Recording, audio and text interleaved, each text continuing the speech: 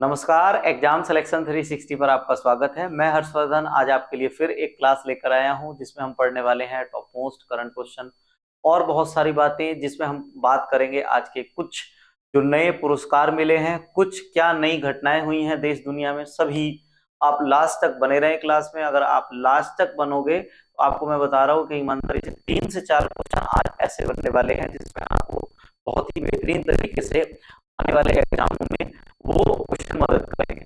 रोज की तरह सबसे पहले आज हम बात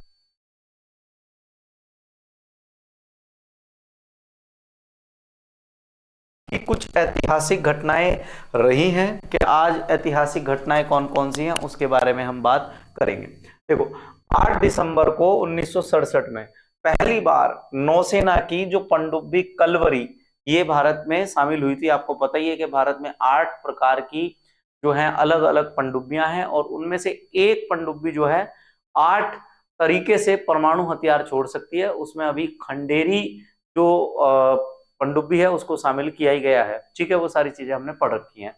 कलवरी का जो नाम है कलवरी, ये हिंद महासागर में पाई जाने वाली एक खतरनाक सार्क से प्रेरित होकर दिया गया है, ये ध्यान रखना है। इसके अलावा 1875 में तेज बहादुर सप्रू का जन्म आज ही के दिन अलीगढ़ में हुआ था। आपको पता है कि भारत के महानतम स्वतंत्रता सेनानियों में से एक रहे हैं तेज बहादुर सप्रू, जिनका जन्म आज ही के दिन हुआ था।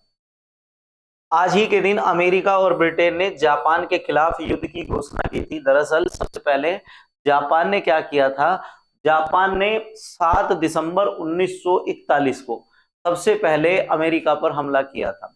उसके बाद अमेरिका ने जवाबी हमले करने शुरू किए थे 8 दिसंबर से, और ब्रिटेन और अमेरिका की संयुक्त सेनाएं दोनों मिलकर हमले कर रही थी जापान पर। बाद में आपको पता ही है कि लिटिल मैन और फैट मैन नाम के 2 परमाणु बम गिराए गए थे जापान पर। उसके बाद लास्ट में दूसरा विश्व युद्ध समाप्त हुआ था। इसके बाद आप बात करें तो 1995 में चीन द्वारा विवादास्पद रूप से को क्या बना दिया था, वहां के लामा अवतार के रूप में ताजपोशी और मान्यता दे दी गई थी। आपको बहुत अच्छी तरीके से भारत और चीन का युद्ध याद हो तो उसके पीछे का सबसे मुख्य कारण जो रहा था वो यही रहा था, लामा का चुनाव। उसके बाद क्या हुआ, उन्होंने कहा कि चाइना का जो लामा है और तिब्बत का जो लामा है वो दोनों अलग अलग होंगे, और उसके बाद उन्होंने 1995 में अपना लामा अलग कर लिया। ठीक है, और लामा का मतलब अगर आपसे पूछा जाए बेसिक, तो लामा का बेसिक मतलब होता है साधु। ठीक है, चलो बात करते हैं सबसे पहले क्वेश्चन की। बहुत बेहतरीन सा क्वेश्चन है कि 100 दिवसीय सघन टीबी अभियान शुरू किस राज्य में किया गया है। देखो, अभी दरअसल क्या हुआ है कि WHO ने एक टारगेट रखा है। ठीक है, WHO के द्वारा एक टारगेट रखा गया है, और उस टारगेट में जो है अगर बात करें तो उसमें आपको जो ध्यान रखना है, उसमें ये ध्यान रखना है कि भारत सरकार कब जो है आपके कह सकते हैं कि टीबी समाप्त करने के लक्ष्य को मान रही है। टीबी अभियान शुरू किस राज्य में शुरू किया गया है। ठीक है, तो इसमें आंसर है इसका हरियाणा। आंसर क्या है इसका, आंसर है हरियाणा। हरियाणा राज्य में क्या हुआ है, भारत सरकार ने 100 दिन का एक अल्टीमेटम रखा है। कितने दिन का, 100 दिन का। और इस 100 दिन के अल्टीमेटम में रखा है कि हरियाणा में पूरी तरीके से टीबी की जागरूकता फैलाई जाएगी, और टीबी से जो लोग प्रभावित हो रहे हैं, जितनी मौतें हो रही हैं, उन सभी को बताया जाएगा। देश भर में टीबी की घटनाओं और मृत्यु दर की चुनौतियों से निपटने के लिए ये अभियान चलाया गया है। इसको ध्यान रखना है कि हमारे जो इस समय स्वास्थ्य मंत्री है JP नड्डा, हरियाणा के पंचकुला में इसकी शुरुआत उनके द्वारा की गई है। क्लियर है। इसके बाद अगर देखें तो इस पहल को 33 राज्यों और केंद्र शासित प्रदेशों और इसके अलावा 347 जिलों में, भारत के 347 जिलों में लागू किया जाएगा। प्रधानमंत्री नरेंद्र मोदी द्वारा 2018 में टीबी समिट में रखे गए टीबी मुक्त भारत विजन के दौरान जो है इसका लक्ष्य रखा गया था। आपको ध्यान होगा कि भारत में टीबी रोग से मुक्त होने वाला पहला राज्य था गोवा। WHO ने 2030 तक दुनिया को टीबी से मुक्त करने का लक्ष्य रखा है। और भारत सरकार ने कहा है कि उसका जो लक्ष्य था 2025 तक जो है, दिसंबर 2025 तक भारत को टीबी मुक्त करना है। आपको बता दें तो ऋग्वेद के 10वें मंडल में ये कहा गया है, टीबी को कहा जाता था राज्य क्षमा। राज्य क्षमा का मतलब ये होता था कि अगर किसी व्यक्ति को टीबी हो जाता था तो उसको अपने गांव से बाहर कर देते थे, राज्य से बाहर कर देते थे। इस वजह से इसका नाम जो है राज्य क्षमा पड़ा था। इसके बाद अगर इस मामले की बात करें तो इस पूरे 100 दिन के सघन अभियान का उद्देश्य अगर पूछा जाए तो ये है कि टीबी की घटनाओं की दर का निदान, कवरेज और मृत्यु दर जैसे आउटपुट संकेतकों पर कार्यक्रम में प्रदर्शन में सुधार किया जाएगा। आपको पता ही होगा कि टीबी का जो इलाज है इसको कहा जाता है डॉट्स। डॉट्स का मतलब होता है direct observation treatment short case. और आपको ध्यान रखना है डॉट्स में अभी हाल ही में 15 नई दवाइयां जोड़ी गई हैं और इसका जो 16 माह का इलाज था अब इस 16 माह के इलाज को घटाकर 6 माह कर दिया गया है। साथ ही में ध्यान रखना कि जिन व्यक्तियों को टीबी हो जाता था तो उनको जो है खाने पीने की बड़ी समस्या रहती थी, तो सरकार ने अब एक और टीबी के बाद जो है एक योजना शुरू की है कि अगर किसी व्यक्ति को टीबी हो जाता है तो प्रति माह 1000 रुपए की दर से उसको भुगतान किया जाएगा, जिससे वो कुछ अन्य चीजें दवाई के अलावा खा सके। अगर बात करें टीबी दिवस की, तो टीबी दिवस हर साल 24 मार्च को मनाया जाता है और इस साल टीबी दिवस की जो थीम रही है वो ये है कि हाँ हम टीबी खत्म कर सकते हैं। ये टीबी दिवस की थीम थी। इसके अलावा बात करते हैं नेक्स्ट क्वेश्चन पर। तो भारतीय सांकेतिक भाषा के लिए किस नए डीटीएच चैनल का शुभारंभ किया गया है? दरअसल बहुत ही ज्यादा मसला उठ रहा है और इसमें एक बात ध्यान रखनी है कि जो हमारे संविधान में जो 22 भाषाएं हैं उन 22 भाषाओं को 24 भाषा करने की बड़ी भारी डिमांड चल रही है। भारी डिमांड यह है कि राजस्थान के बहुत सारे एक बड़े वर्ग के द्वारा ये कहा जाता है कि राजस्थान में जो सिंधी मारवाड़ी भाषा बोली जाती है उस सिंधी और मारवाड़ी भाषा को भी संवैधानिक भाषा का दर्जा दिया जाए, पर अभी उनको संवैधानिक भाषा का दर्जा नहीं दिया गया। इसके अलावा एक बड़ा वर्ग जो मूक बाधिर है, जो सुन नहीं पाता, जो कर्ण बाधिर है, उनके लिए एक भाषा का प्रयोग किया जाता है जिसको कहा जाता है सांकेतिक भाषा। उस सांकेतिक भाषा के लिए जो है सरकार अब एक नया डीडीएच चैनल लेकर आई है। चैनल नंबर जो है ये होने वाला है 31। इसमें आपको ध्यान रखना है, तो इसका चैनल का नाम है पीएम ई विद्या डीटीएच चैनल। ठीक है, चैनल नंबर आपको ध्यान रखना है, चैनल नंबर 31 है और पीएम ई विद्या डीटीएच चैनल है। बात करें तो इसका शुभारंभ केंद्रीय शिक्षा मंत्री धर्मेंद्र प्रधान के द्वारा किया गया है और ये नई दिल्ली में इसका शुभारंभ किया गया था। साथ ही में ध्यान रखना सांकेतिक भाषा किसे कहा जाता है? जिसमें बोले गए शब्दों के बजाय दृश्य के रूप से संकेतों का इस्तेमाल किया जाता है।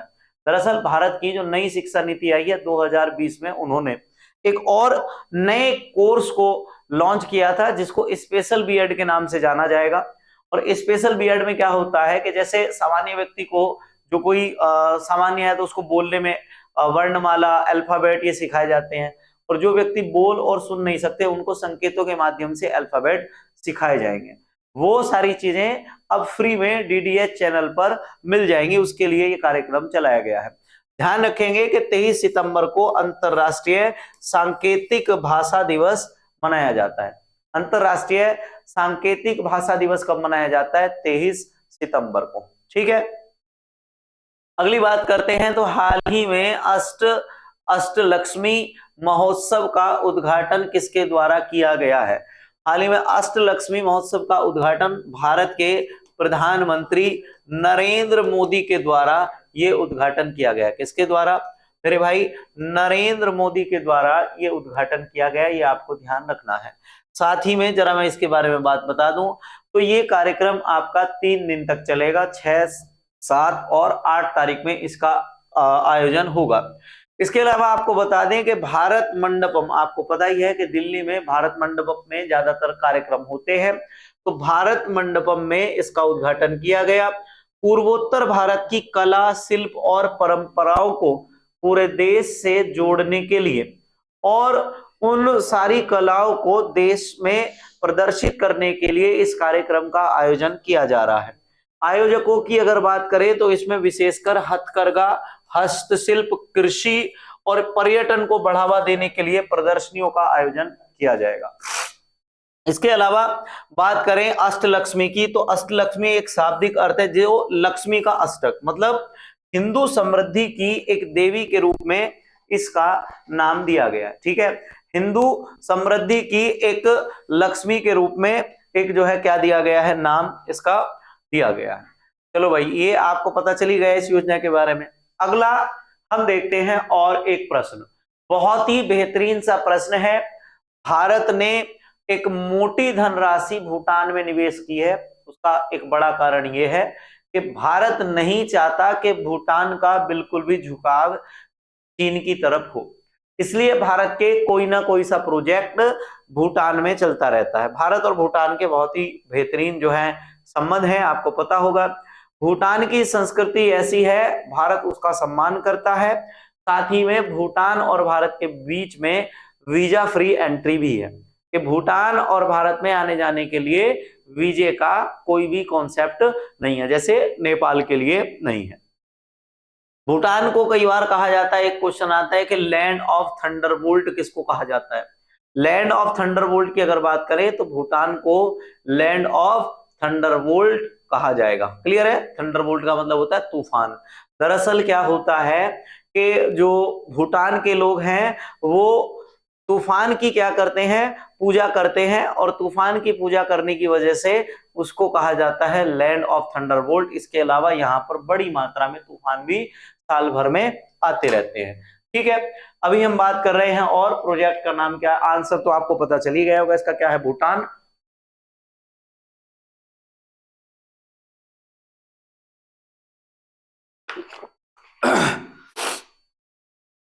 चलो, तो आंसर आपको पता चली गया, इसका क्या है, भूटान है। जरा बात करते हैं भूटान के बारे में और।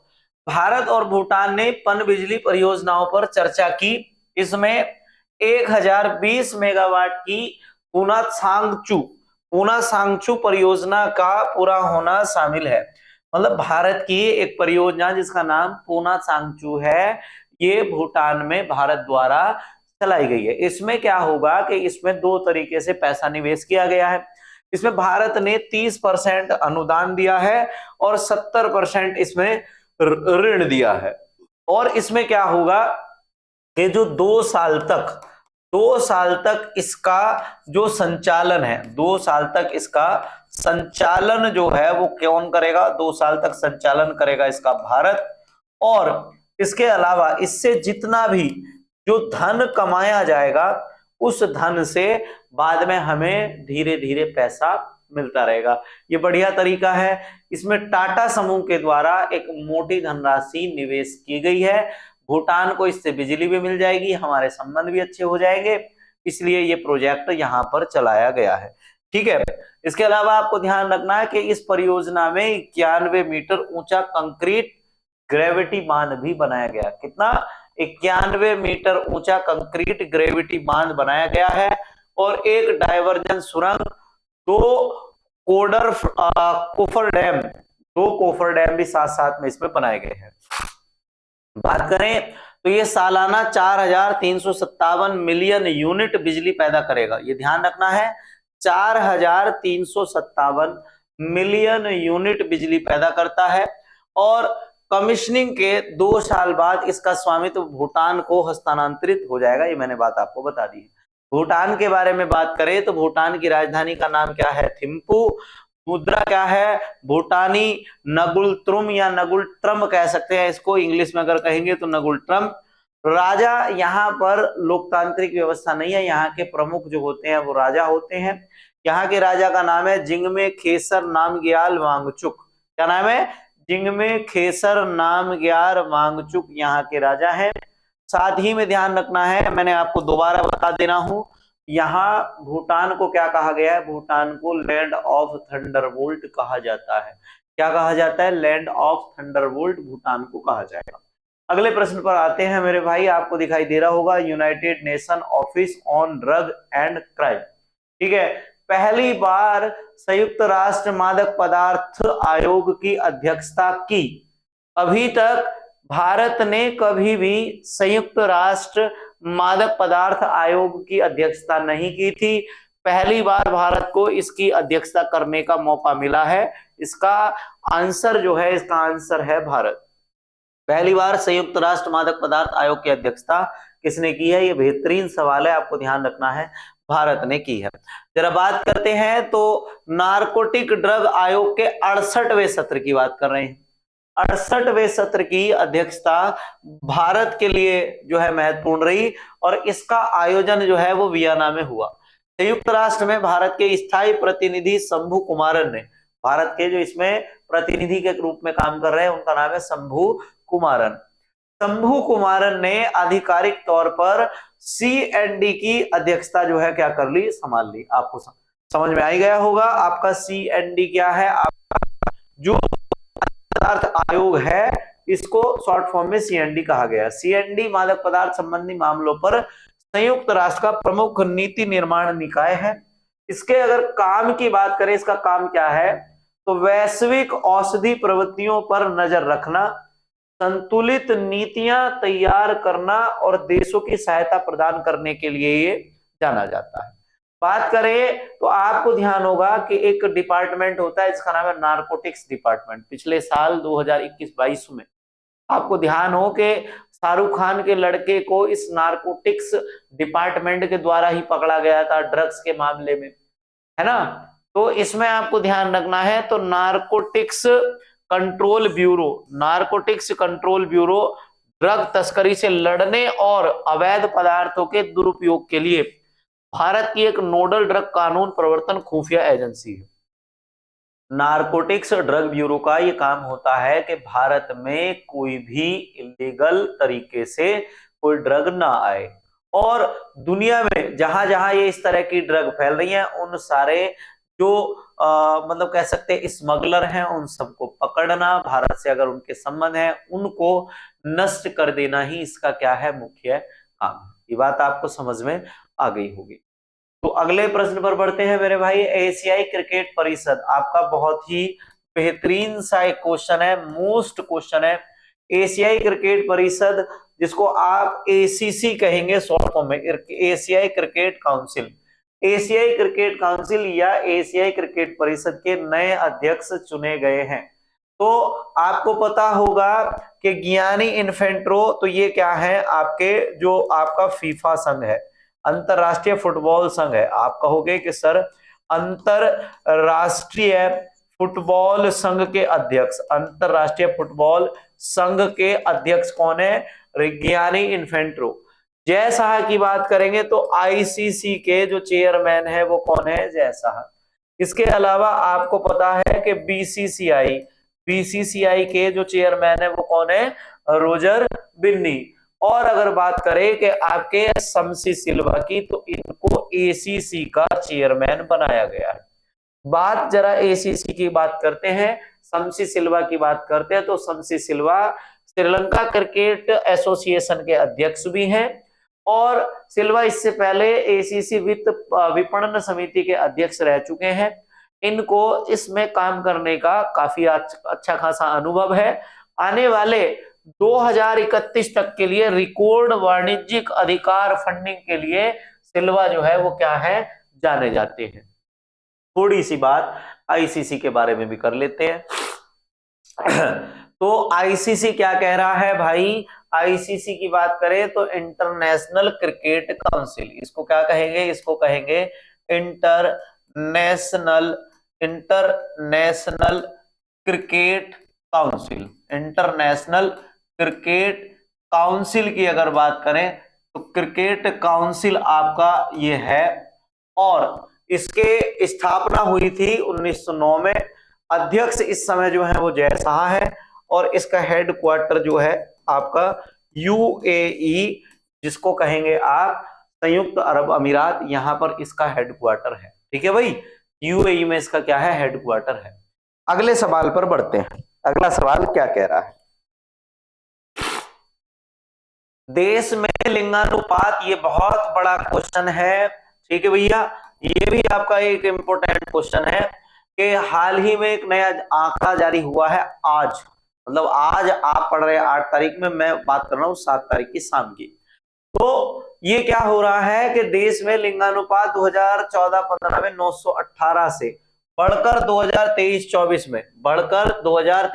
में बढ़कर कितना हो गया है। ठीक है, तो अगर ये देखा जाए कि ये बढ़कर कितना हो गया है, तो अब ये बढ़कर कितना हो गया है, 918 से 930 हो चुका है। कितना हो चुका है, 930। आपको पता होगा कि भारत में सबसे ज्यादा जो लिंगानुपात है वो कहां पर है, केरल में। आपको ध्यान है कि सर्वाधिक लिंगानुपात जो है वो कहां पर है, केरल में है। और इसके अलावा अगर बात करें तो आप कह सकते हैं कि सबसे कम लिंगानुपात, सबसे कम लिंगानुपात की अगर बात करें तो सबसे कम लिंगानुपात जो है वो कहां पर है, आपका हरियाणा में। कहां पर है मेरे भाई, हरियाणा में सबसे कम लिंगानुपात है। अगले प्रश्न पर आते हैं। अगला प्रश्न क्या है, स्वास्थ्य एवं परिवार कल्याण मंत्रालय के प्रबंधन और सूचना प्रणाली के अंतिम आंकड़ों के अनुसार, लास्ट चल ही रहा है साल का, तो इन्होंने ये बताया है कि लिंगानुपात में थोड़ी थोड़ी वृद्धि हुई है। लिंगानुपात में क्या हुई है, वृद्धि हुई है। और अब हमारा लिंगानुपात बढ़कर पहले से कितना हो चुका है, 930 हो चुका है। मतलब कहने का यह है कि 1000 अगर पुरुष हैं तो महिलाओं की संख्या उन पर कितनी है, 930। और ये जो है बढ़ रहा है धीरे धीरे। इसके अलावा माध्यमिक स्तर पर स्कूलों में लड़कियों का राष्ट्रीय सकल नामांकन जो है 75.51% से बढ़कर अब लगभग 79.4 हो चुका है, लगभग आपका 80 हो चुका है। ठीक है, इस समय आपको ध्यान रखना है। तो भारत में आपका जो केरल है, केरल, इसके अलावा आपका तमिलनाडु, ठीक है, तमिलनाडु, आंध्र प्रदेश, ठीक है, आंध्र प्रदेश, इन राज्यों में जो लिंगानुपात है वो महिलाओं के सबसे ज्यादा बढ़े हैं। ठीक, बात करते हैं नेक्स्ट।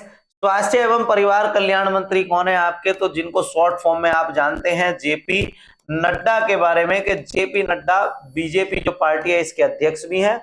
और इनके पास इस समय अगर देखा जाए मंत्रालय है स्वास्थ्य मंत्रालय।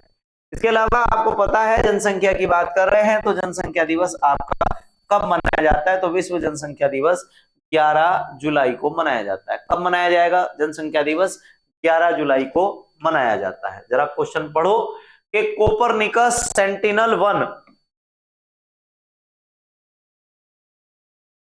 कोपरनिकस सेंटिनल 1 को 1C को वेगा सी रॉकेट से प्रक्षेपित कहां किया गया है। ठीक है, कहां से किया गया है, कहां से किया गया है, ये ध्यान रखना है, प्रक्षेपित कहां से किया गया है। तो अगर कोपरनिकस सेंटिनल 1C को वेगा सी रॉकेट से प्रक्षेपित कहां से किया गया है, तो आंसर आ जाएगा इसका फ्रेंच गुयाना से। कहां से किया गया है इसका प्रक्षेपण, इसका प्रक्षेपण फ्रेंच गुयाना से किया गया है। दरअसल ये फ्रेंच गुयाना है तो दक्षिण अमेरिका में, और इस फ्रेंच गुयाना के जो प्रक्षेपण केंद्र पर जो अधिकार है वो आपका यूरोपियन अंतरिक्ष एजेंसी का है। ठीक है, बात करते हैं तो तीसरे कोपरनिकस सेंटिनल 1 उपग्रह को फ्रेंच गुयाना से जो है यूरोप के स्पेस सपोर्ट वेगा सी से प्रक्षेपित किया गया। प्रक्षेपित का मतलब आपको बताइए छोड़ना। सेंटिनल सी अपने पूर्ववर्तियों की सफलता को आगे बढ़ाते हुए पृथ्वी के बदलते पर्यावरण पर नजर रखने के लिए उच्च रिजोल्यूशन वाली रडार छवियों को प्रदान करता है। विभिन्न अनुप्रयोगों का समर्थन करते हुए वैज्ञानिक अनुसंधान को आगे बढ़ाता है और समुद्री यातायात पर ये क्या करेगा, नई जो क्षमताएं होंगी उन पर ये नजर गड़ा कर रखेगा, उन सारी चीजों पर ये निगरानी करने वाला है। बात करें यूरोप की अंतरिक्ष एजेंसी की, तो यूरोपीय अंतरिक्ष एजेंसी को ईसा कहा जाता है और इसका जो मुख्यालय है वो कहां पर है। इसके मुख्यालय की अगर बात करें तो इसका मुख्यालय पेरिस में है। अगर बात करें आपसे कि इसका मुख्यालय कहां पर है, तो आप बताना कि इसका मुख्यालय पेरिस में है। कहां पर मेरे भाई, इसका मुख्यालय है पेरिस में। अगला आपसे पूछा जा सकता है कि यूरोपीय जो आपका अंतरिक्ष एजेंसी है इसमें शामिल देश कितने हैं, तो यूरोपीय अंतरिक्ष एजेंसी में शामिल देश 22। कितने शामिल देश हैं, 22। और इस समय जो अध्यक्ष हैं इसके, तो अध्यक्ष कौन है? जोसेफ आसच बेकर। कौन है? डॉक्टर जोसेफ आसच बेकर जो है इसके क्या है? अध्यक्ष हैं। क्लियर है मेरे भाई?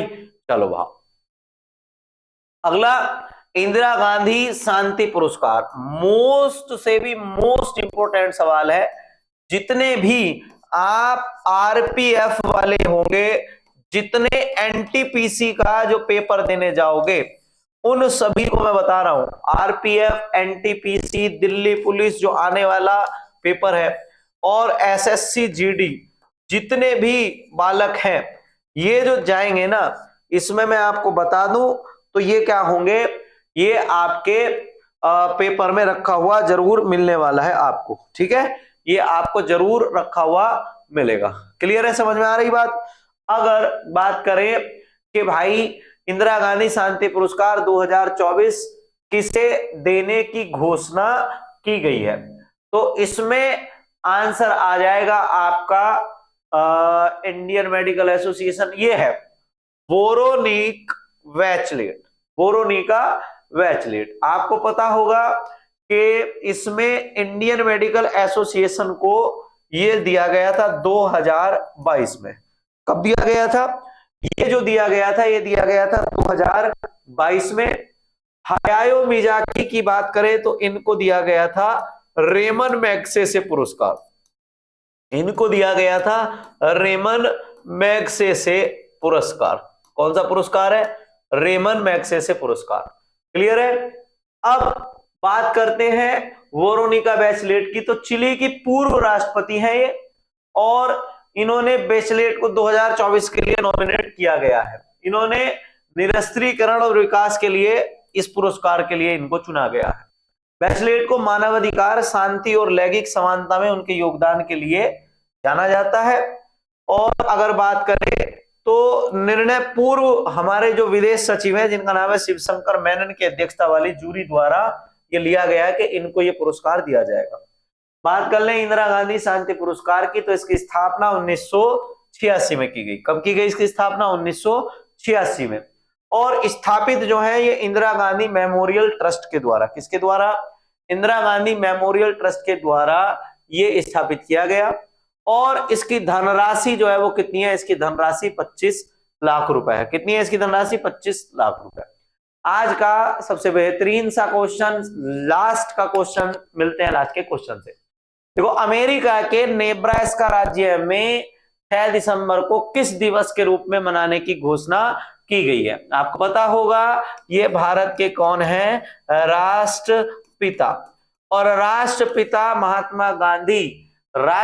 महात्मा गांधी स्मृति दिवस 6 दिसंबर को अमेरिका का एक राज्य है जिसका नाम है नेब्रास्का।